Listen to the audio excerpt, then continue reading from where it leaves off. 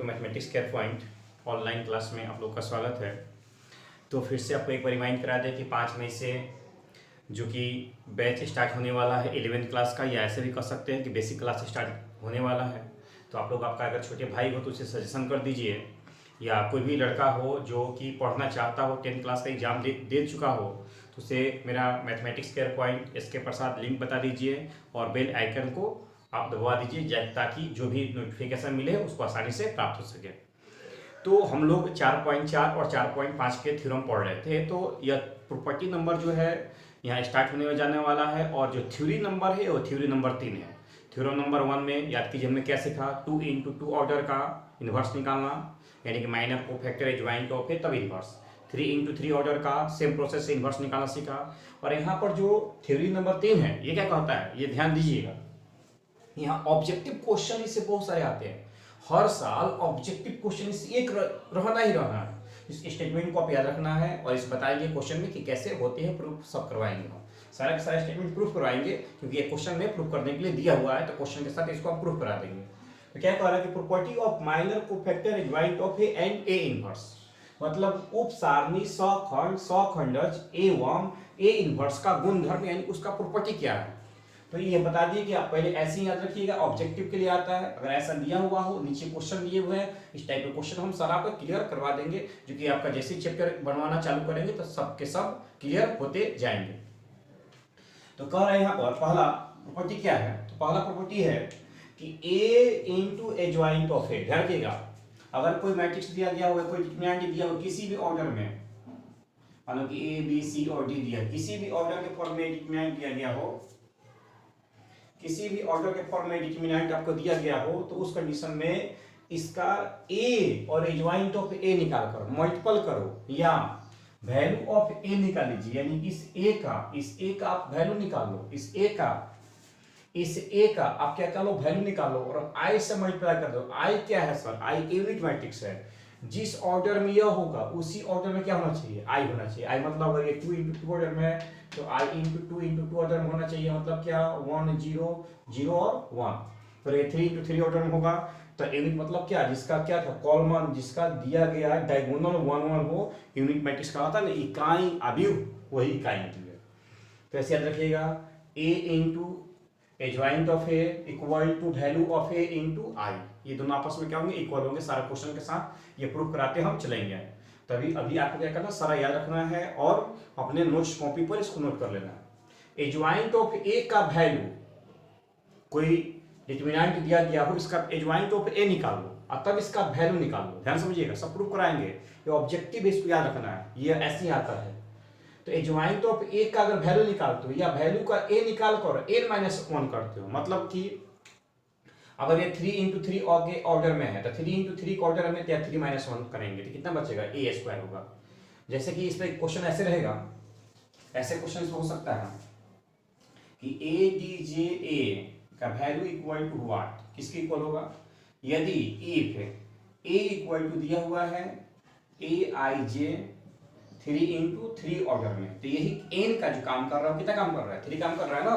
तो ऐसे कर सकते हैं कि value of a equal to n-1 होता है, तो value of a equal to 3 - 1 equal to value of a equal to क्या हो जाएगा, a² हो जाएगा। क्लियर हो पा रहे हैं।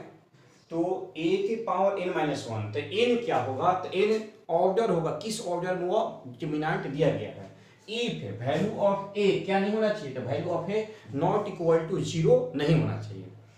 चलिए तीसरा देखिए, सी नंबर, ए डी जे ए, पहले ए और बी करा लो, दो आपके पास डिटरमिनेंट दिया गया हो तो उसको पहले इनटू करा लो और तब ए डी जे निकालो, या A D J × A D J B, पहले ए डिटरमिनेंट का एडजॉइंट ऑफ ए निकालो और फिर से डिटरमिनेंट बी का एडजॉइंट ऑफ ए निकालो, और दोनों को मल्टीप्लाई करा, बात एक ही है। या तो ए और बी को मल्टीप्लाई करा लो, सुना बढ़िया से, ए और बी को मल्टीप्लाई करा लो और तब एडजॉइंट ऑफ निकालो, या पहले ए डिटरमिनेंट जो दिया हुआ है उसका आप एडजॉइंट ऑफ ए निकाल लो और बी का भी एडजॉइंट ऑफ ए निकाल लो और तब क्या करो, मल्टीप्लाई कराओ, दोनों क्या होगा, सिमिलर होगा, दोनों LHS इक्वल टू RHS होगा। क्लियर हो चुके हैं। इस सब का थ्योरम के साथ साथ हम इसको प्रूफ कराते चलेंगे क्वेश्चन के साथ साथ। डी नंबर कहता है ए इनवर्स कैसे निकालेंगे, तो ए इनवर्स इक्वल टू 1/वैल्यू of A × A adjoint of A, बार बार हम सीख रहे हैं। फिर जहां पर value of A not equal to 0 होना चाहिए, तो कहीं भी ए इनवर्स का फॉर्मूला पूछेगा आपसे, ए इनवर्स का फॉर्मूला क्या होता है, तो ए इनवर्स का फॉर्मूला जो होता है 1/वैल्यू of A into adjoint of A होता है। ए इनवर्स का इनवर्स, ध्यान रखिएगा, ए इनवर्स ऑफ इनवर्स यानी किसी भी डिटरमिनेंट का इनवर्स निकालते हो और फिर उसका इनवर्स निकालते हो ना, तो किसकी इक्वल होगा, वो ए की इक्वल होगा, यानी उसमें कोई चेंजिंग नहीं होगा। क्लियर हो सके आप लोग? जैसे देख सकते हैं इसको नंबर सिस्टम को अलजेब्रा हम लोग पढ़ रहे हैं, तो अलजेब्रा कौन सा देख सकते हैं, जैसे देखिए 2 दिया हुआ है, तो 2 का इनवर्स निकालें तो 2 के पावर -1, यानी क्या होगा, यह हो जाएगा 1/2 हो जाएगा ना। अब फिर इसके इनवर्स निकालते हो तो 1/2 के पावर क्या होगा, -1, तो फिर -1 तो ऊपर जाएगा ना, इक्वल टू क्या होगा आपका 2 होगा। तो जिस कंडीशन में था उसी कंडीशन में आ गया ना। तो याद रखिएगा ए का इनवर्स का इनवर्स, ए का इनवर्स का इनवर्स जो है वो किसके इक्वल होगा, ए के ही इक्वल होगा। ये सब बार बार कह रहे हैं कि सारा चीज जो है वह बाय क्वेश्चन आपको प्रूफ कराते हम चलेंगे, इसमें कोई डाउट नहीं है आपको। ये ऐसे ऑब्जेक्टिव के लिखवा चुके हैं कि आप ऐसे याद रखिएगा। तो ए का इनवर्स का इनवर्स, बोला जाए फिर से, ए का इनवर्स का इनवर्स इक्वल टू क्या होगा, ए होगा। ठीक है, चलिए ए इंटू बी का इनवर्स, तो ए इंटू बी का इनवर्स निकालोगे तो बहुत बच्चे गलती करते हैं। क्या गलती करते हैं कि A inverse into B inverse करते हैं, नहीं, यहां समझना है आपको क्या करना है, B inverse into A inverse करना, अपोजिट काम करेगा। ये सब प्रूफ कराएंगे हम, सब चीज प्रूफ कराएंगे कैसे होता है, क्वेश्चन में सारा क्वेश्चन है। तो ए इंटू बी का इनवर्स बराबर B inverse into A inverse. यहाँ पर एक छोटा सा थ्योरम है, उसको भी याद रखना आपको।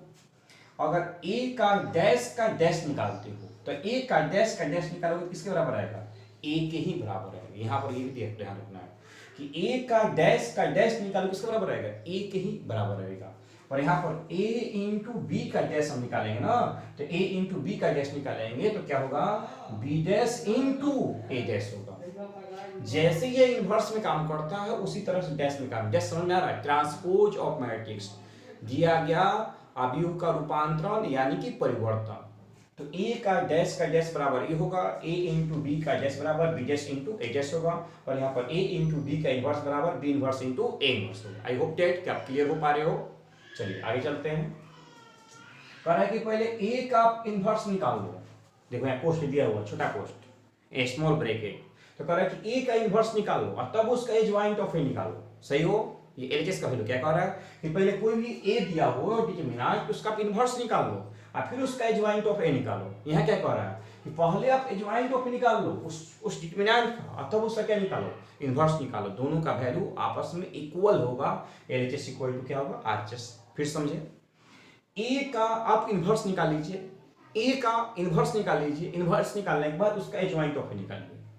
आरएचएस क्या कहता है कि पहले ए का एडजॉइंट ऑफ ए निकाल लीजिए और तब उसका क्या निकालिए, इनवर्स निकालिए। दोनों कंडीशन में एलएचएस इक्वल टू आरएचएस होगा। ऐसा प्रूफ कराएंगे, बार बार यही बात कर रहे हो कि पहले आप इसको आप नोट कर लीजिएगा, उसके बाद प्रूफ कराएंगे। तो फिर हम बता चुके हैं मैट्रिक्स में भी ए इंटू बी या बी इंटू ए बराबर आई हो। आई क्या है, इकाई है,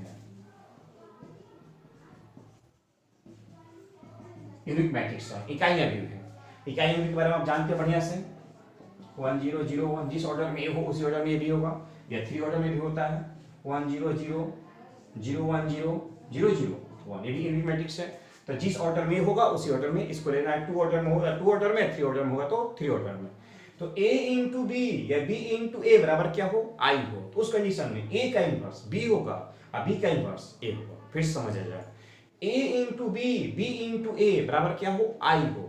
आई समझ रहा नहीं, ए इंटू बी कराए तो इकाई अवयव के बराबर प्राप्त हो, या बी इंटू ए कराए तो इकाई अवयव ही प्राप्त हो। तो उस कंडीशन में ए का इनवर्स बी होगा, बी का इनवर्स ए होगा। ये पिछले वीडियो में जो कि हम मैट्रिक्स पढ़े हुए हैं उसके थ्योरम में इसको हम प्रूफ करा चुके हैं कि ये कैसे वैल्यू होता है और किस तरह से प्राप्त किया जाता है। तो आई होप दैट कि आप ये सब थ्योरम क्लियर हो चुके होंगे। तो पहले इस वीडियो को पॉज कीजिए और पॉज करके इसको पहले उतार लीजिए, तब हम आगे बढ़ते हैं। एक लास्ट थ्योरम है जो कि प्रॉपर्टी नंबर किस कंडीशन में, 4 कंडीशन में है। इसमें देखा जाए कि वैल्यू ऑफ ए निकालने का एक कॉन्सेप्ट दिया गया है जो क्वेश्चन में आपको बार बार हर साल या 1 साल बीच करके एग्जाम में जो है बोर्ड एग्जाम में पूछ जाते हैं, इसलिए उसको हम प्रूफ करा रहे हैं।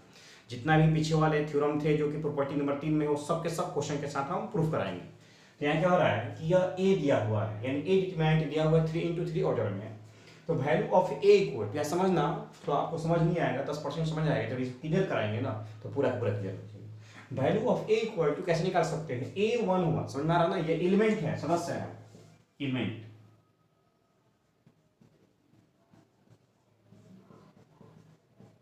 ये क्या है, सदस्य है। A11 इंटू A11 ये क्या है, तो यह आपका कोफैक्टर है, क्या है, कोफैक्टर है। A11 into A11 plus A12 into A12 plus A13 equal to A13। अगर इस कंडीशन पर भी हम बैठा दें तो वैल्यू ऑफ ए जो है वो फाइंड आउट कर सकते हैं, ए का जो वैल्यू है वो क्लियरली रूप से हम लोग निकाल सकते हैं। तो A11 into A11 plus A12 equal to A12 A13 equal to A13, सब इसी पर होगा, नहीं इस पर भी तुम लिख सकते हो कि वैल्यू ऑफ ए, तो value of A equal to ऐसे भी लिख सकते हो A21 into A21 plus R2 पर काम कर रहे हैं तो A22 into A22 plus A23 equal to A23, ऐसे भी हम लिख सकते हैं वैल्यू ऑफ ए निकालने के लिए। या R3 पर करना हो तो A31 A32 A33, इसको ऐसे निकाल सकते हैं हम कि A value of A equal to A31 A31। समझ आ रहा आपको कि जिस एलिमेंट को लेंगे उसी के कोफैक्टर होगा, A31 तो A31, A32 लेते हैं तो ये क्या होगा, 32 होगा, प्लस अगर हम A33 लेंगे तो यहां पर भी क्या होगा, A33 होगा। यानी कि जिस एलिमेंट का वैल्यू होगा उसी एलिमेंट का कोफैक्टर से मल्टीपल होना चाहिए। वो R1 में है तो R1 में, R2 में है तो R2 में, R3 में है तो R3 में। इसको ऐसे भी काम कर सकते हैं, C1 पर, C2 पर, C3 पर, यानी कि C1 पर, C2 पर और C3 पर भी हम काम कर सकते हैं। किसी पर भी वैल्यू ऑफ ए निकाल सकते हैं, सबका वैल्यू ऑफ ए जो होगा वह सिमिलर आता है। ऐसा क्वेश्चन जो ऑब्जेक्टिव में आपसे पूछ चुका है। तो उस कंडीशन में देखना है कि ये 2-1 के फॉर्म में है तो ये भी किसके फॉर्म में होना चाहिए, 2-1 के फॉर्म में होना चाहिए। सपोज दैट कैसा, हम 4 ऑप्शन लिखते हैं, बताइए कौन सा सही होगा। जैसे वैल्यू ऑफ ए, तो वैल्यू ऑफ ए दिया है A11 A11 A22 A22 A32 A23, B not option दिया है A11 A11 A12 A21 A13 A13, सी में दिया हुआ है A11 A11 A12 A12 A13 A13, और डी में दिया हुआ है नॉन ऑफ दिस। बताइए कि कौन सा ऑप्शन जो है वो सही होगा। ध्यान रखिएगा, उन्होंने बताया कि जो पोजीशन एलिमेंट का होगा, जो पोजीशन एलिमेंट का होगा वही पोजीशन किसका होना चाहिए, कोफैक्टर होना चाहिए। तो A11 है तो ये क्या है, A11 है। चलिए आगे बढ़ते हैं, यह A22 है तो ये क्या है, A22 है। यहां देखा जाए यह A32 है, देखो A11 का तो A11 का, A22 का A22 का, A33 है, A32 है, तो A32 है तो ये भी क्या चाहिए था, 32 चाहिए था, जो कि 32 के फॉर्म में नहीं है, तो ये ऑप्शन आपका नहीं होगा। चलिए देख लीजिए A11 A11 A12 A21, यहाँ भी गलती हो गया कि A12 है और यहाँ पर A21 दिया है, जो कि पॉसिबल नहीं है।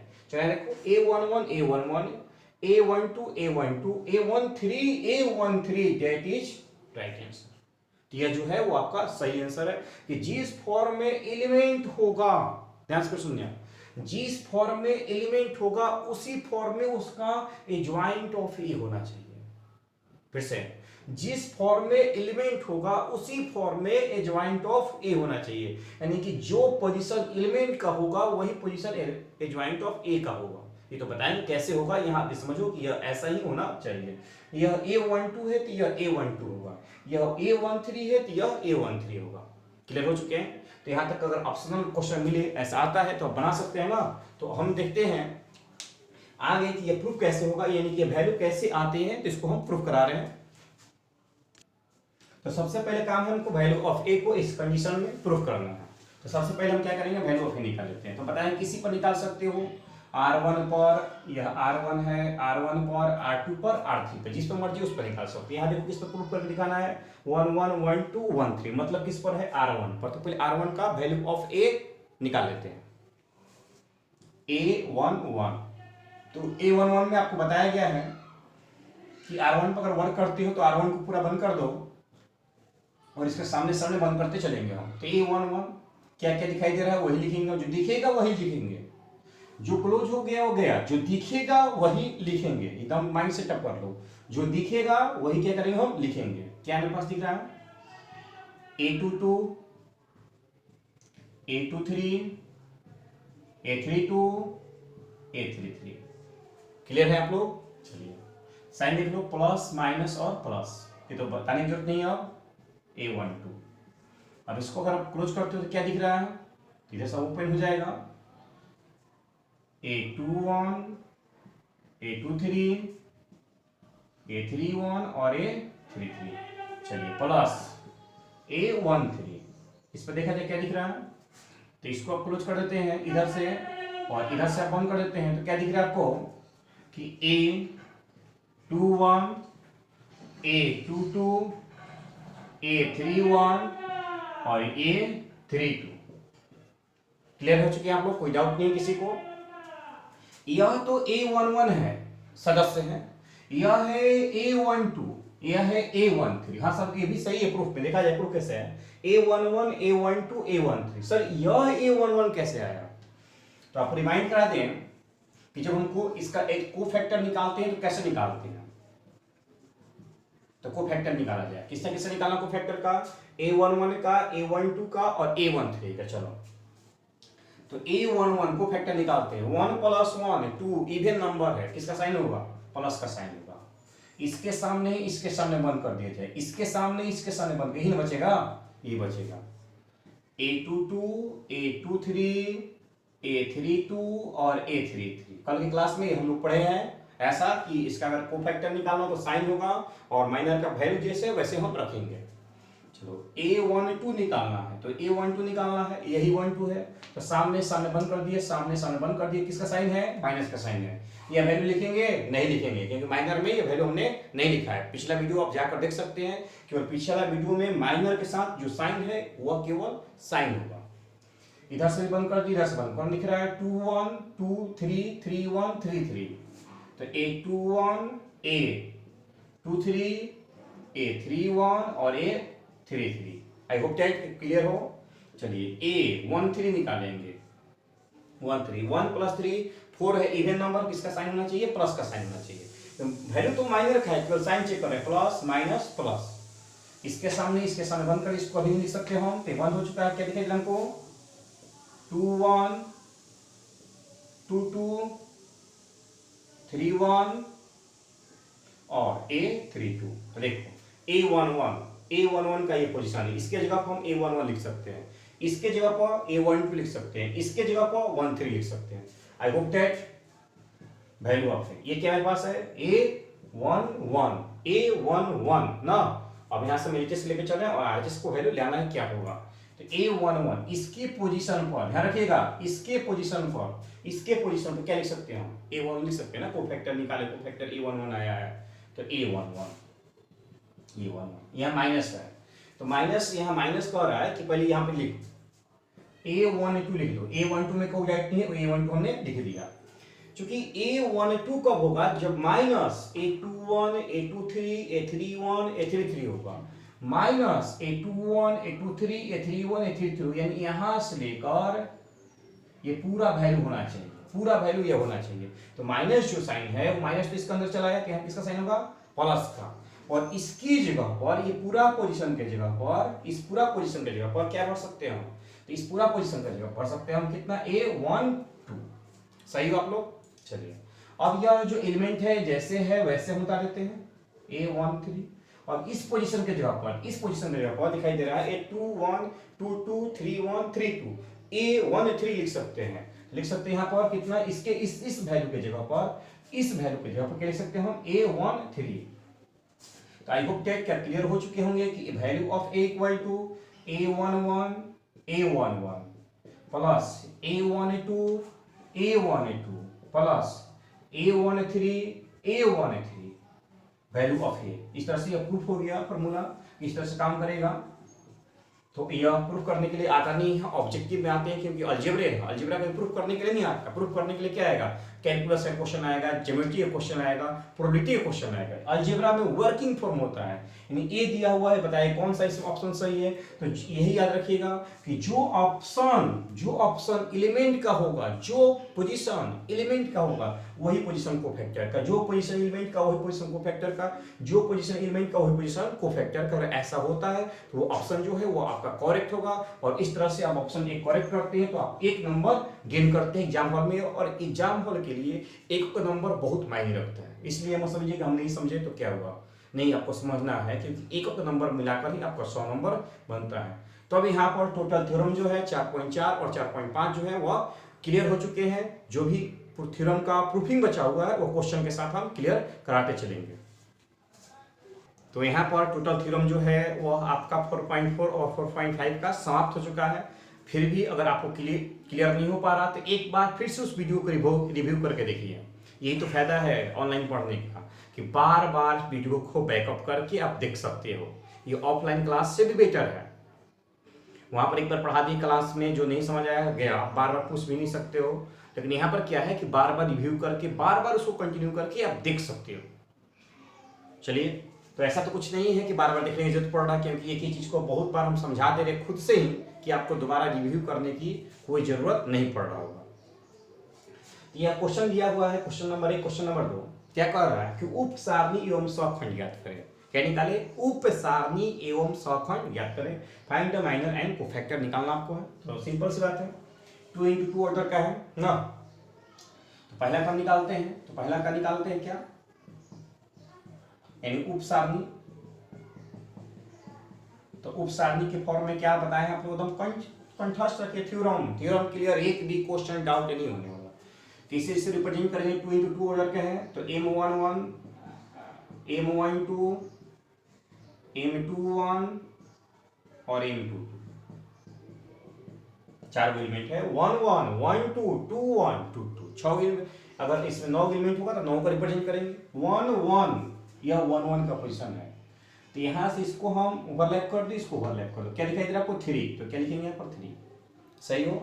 1 2 यह 1 2 का पोजीशन, इधर से इसको बंद कर दो, इसको बंद, इसको मत लिखना, गलती यहाँ यही होता है। तो हम इसको लिख देते हैं 1 2 देकर, इसको नहीं लिखना है, इसके ऊपर आप इसको क्लोज कर दीजिए। जो दिख रहा है वही लिखेंगे, बार बार लिख रहे हैं, जो दिख रहा है वही लिखेंगे। तो क्या दिख रहा है? 0, तो क्या लिखेंगे यहाँ पर? 0। ठीक है।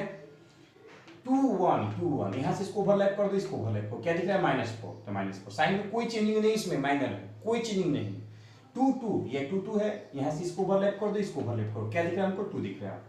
आई होप क्या क्लियर हो चुके होंगे। ये 2 नंबर में आता है, 1 नंबर का काम हो चुका है। अब क्या निकालना आपको? कोफैक्टर मतलब सखंड। एकदम सिंपल है कोफैक्टर निकालना।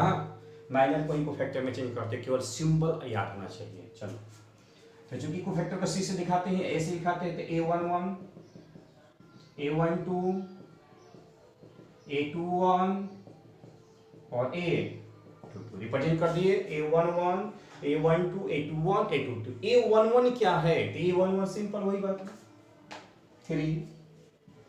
1 2 क्या है? 0। 2 1 क्या है? -4।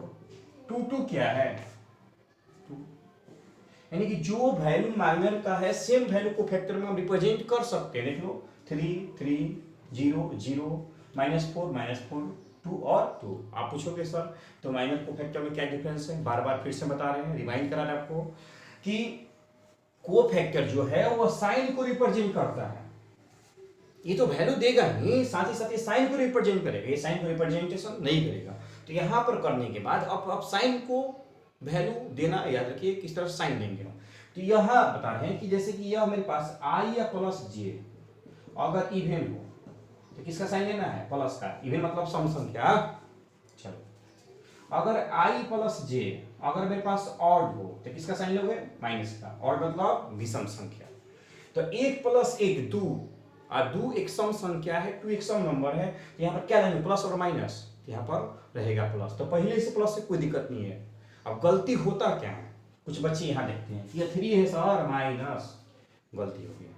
यही सब मिस्टेक को समझाना है। ये कब समझ पाओगे, कब बना पाओगे? जब खुद से बनाओगे तब। तो यहाँ यह तो देखना है कि यह डिजिट जो है, यह डिजिट इवन है कि ऑड है। हमें यहाँ देखना है कि i प्लस जे अगर सम आता है तो प्लस होगा, i प्लस जे अगर ऑड आता है यानी विषम आता है तो क्या होगा, माइनस होगा। क्लियर हो चुका है। चलो 1 + 2 3 एक ऑड नंबर है, यहाँ पर क्या होगा माइनस, लेकिन जीरो को माइनस से गुना करा तो क्या रहेगा, जीरो, कोई चेंजिंग नहीं होगा। 2 + 1 3 तो 3 है तो यहाँ क्या होगा माइनस। फिर कंफ्यूजन 2 + 1 = 3 तो माइनस, अब पहले ही से माइनस। अरे हम कह नहीं रहे कि माइनस ही होगा, हम कह रहे हैं कि साइन चेंज होगा।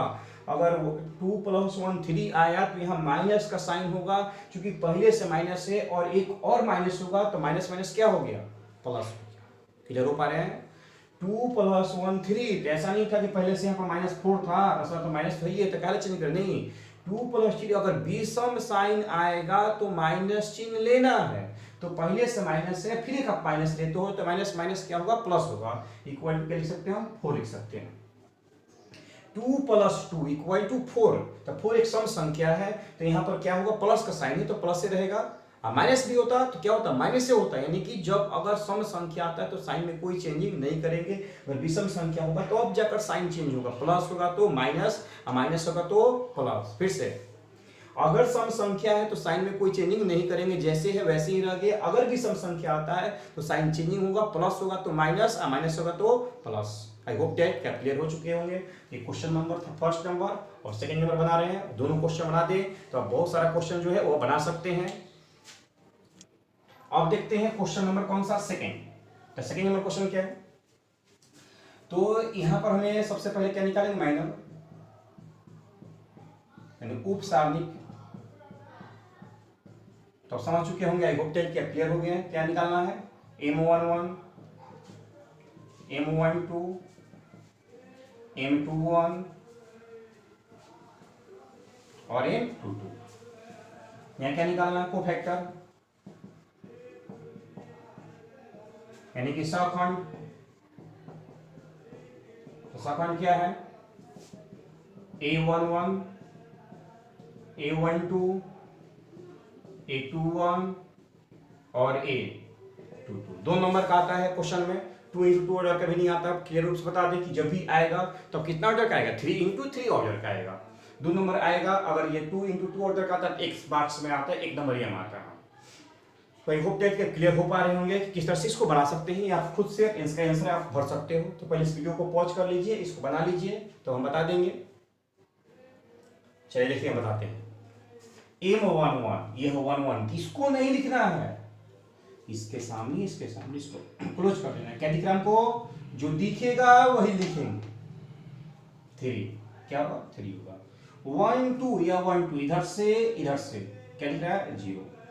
2 1 यह है, इधर से क्या दिख रहा है, -4। सॉरी इसको बनाना है ना, क्या देखा, ये तो बना चुके हैं हम। सेकंड नंबर 1 1 या 1 1 का क्वेश्चन, इसको बंद किए, इसको बंद, कौन दिख रहा है आपको, D दिख रहा है, क्या लिखेंगे हम, D। 1 2 क्या दिख रहा है हमको, B, तो B लिखेंगे। 2 1 क्या दिख रहा है, 1 2, सॉरी इसको बंद कर दिए, ये B लिखा, B लिखे, सॉरी क्वेश्चन गलत होगा, C है, यहाँ सुधार लीजिए। यहाँ क्वेश्चन क्या है मेरे पास, बुक में C दिया हुआ, ठीक है। तो M11 इसको बंद किए, दिखा कौन सा, D, तो D लिखे। 1 2 इसको बंद किए, कौन दिखा, B, तो B लिखे हमने। 2 1 इसको बंद किए, क्या दिख रहा है हमको, तो फिर 2 1 इसको बंद किए, क्या दिख रहा है हमको, C दिख रहा है, क्या लिखेंगे हम, C लिखेंगे। 2 2 तो 2 2 यह है, इसको बंद किए, क्या दिख रहा है, A दिख रहा है, क्या लिखेंगे हम, A लिखेंगे। फिर सही है, एक बड़ी कर देते हैं क्योंकि हो सकता है कि मिस्टेक हो गया होगा। 1 1 D, लास्ट बार 1 2 1 B 2 1 C 2 2 क्या दिख रहा है, A। I hope that clear हो चुके हैं। सेम ये वैल्यू यहां उतार देना है, क्या होगा, D B C और A। अब यहां साइन देखना है, 1 + 1 इवन नंबर जैसे है वैसे, या प्लस का साइन लिख सकते हो। 1 + 2 odd number, -2 + 1 odd number, -2 + 2 even number जैसे है वैसे लिख सकते हैं। वैसे भी दिखा सकते हैं कि वैल्यू ऑफ A = एक टर्म में, एक डिटरमिनेंट के सेट में तो इसको मैट्रिक्स के शेप में रख सकते हो, डिटरमिनेंट के शेप में रख सकते हो, तो खड़ी ब्रैकेट दिखाओगे, खड़ी ब्रैकेट दिखा सकते हो डी माइनस बी, क्योंकि आपका R1 है और ये आपका क्या है R2 है, और ये क्या होगा माइनस सी और ए, और ये आपका डायरेक्ट आंसर हो गया। इस तरह से 4.4 का हमने क्वेश्चन नंबर 1 और क्वेश्चन नंबर 2 सॉल्व कर लिए लोग। तो आई होप डेट कि आप क्लियर हो पा रहे होंगे। तो हम कहेंगे कि आज का सेशन यही रहने दिया जाए और आगे आप लोग थ्योरम पढ़ के क्वेश्चन को बना लीजिए। क्वेश्चन क्लियर करने के बाद नेक्स्ट वीडियो में हम आगे चलेंगे और देखेंगे किस तरह से सारा क्वेश्चन बनाया जाता है, क्योंकि एक भी क्वेश्चन छोड़ने वाले हम नहीं है। पहले आप बनाओ, उसके बाद हमसे मिलाना कि हाँ सर बनाए हुए हैं तो सही बनाए हैं कि गलत बनाए हैं। तो मैं इसके पश्चात आप लोग से विदा लेता हूँ। थैंक्स।